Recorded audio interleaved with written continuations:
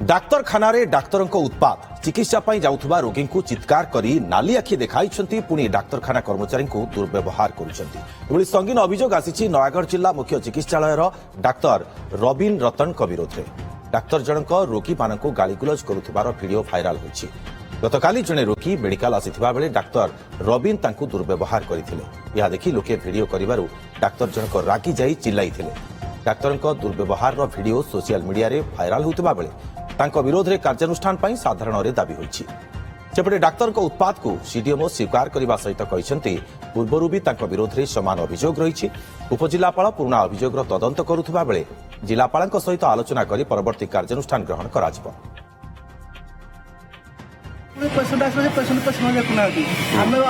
गोटे भाईर गोड़ आंठू माड़ आम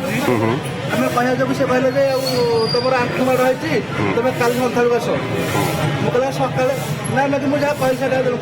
मुझे कलेक्टर सार से कथा हेबी और से जहाँ आमको गाइड करेंगे से हिसाब से आम एक्शन ने आम पेशेंट रोगी सेवा आसचे ना आम क्या हैरान कर ठीक नहीं जहाँ बाहर दोषी साबित है से पनिशमेंट जहाँ पनिशमेंट स्टे हिसाब से अच्छी से पनिशमेंट पाइब। अधिक सूचना फोन लाइन रे सहयोगी जयेन्द्र बेहेरा आम सहित जोड़ी होती। जयेन्द्र डाक्तर को समस्ते आम मानी था द्वितीय भगवान भाव में हेले द्वितीय भगवान ये विचित्र रूप देखा मिली कारण जो प्रकार दुर्व्यवहार करुँच ये केवल डाक्तर क्षेत्र में तो गोटे वीडियो भाइराल होची वर्तमान समय आपण भी देखिथे जितेबाला डाक्तरखाना को जाइए अनेक डाक्तर व्यवहार कथा कहतु कि अनेक स्वास्थ्यकर्मी जो मैंने रही से व्यवहार कथा कहतु ये आपण भी अंगे निभे मुझे अंगे निभेची ये निश्चित भाव में केमी हवा दरकार व्यवहार आउ या शिखुना से कौन जिते सरकारी कर्मचारी होती।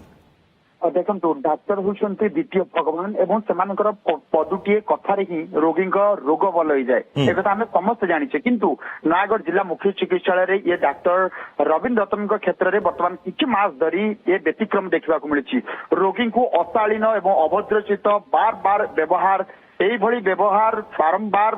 गत 6 मास धरी केवल रोगी को नुहे बरम से मेडिकल परिसर में कार्यरत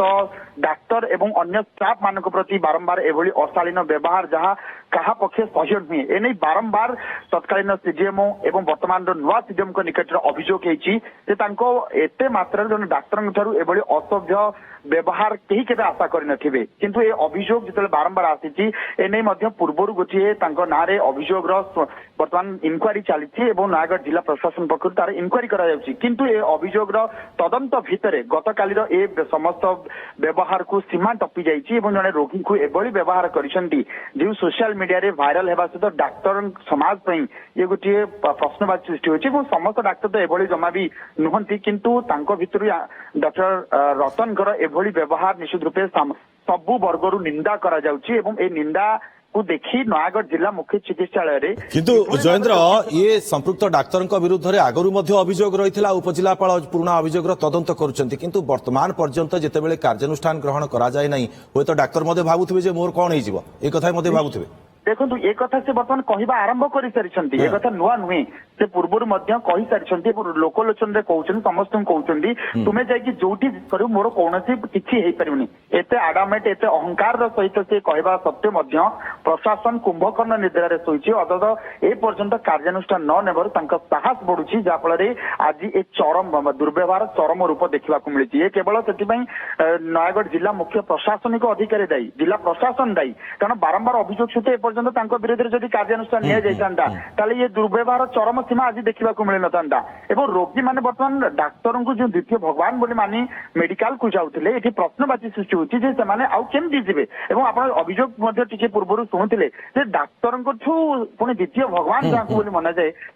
निश्चित भाव में वर्तमान समय प्रशासन यहाँ गुरुतर सहित नेबार आवश्यकता रहुछि जयेन्द्र एवं ये डाक्तर बाबू भूली जावा उचित नुहे जे लोक सेवा से नियोजित होती बहुत बहुत धन्यवाद आपको तमाम सूचना जयेन्द्र।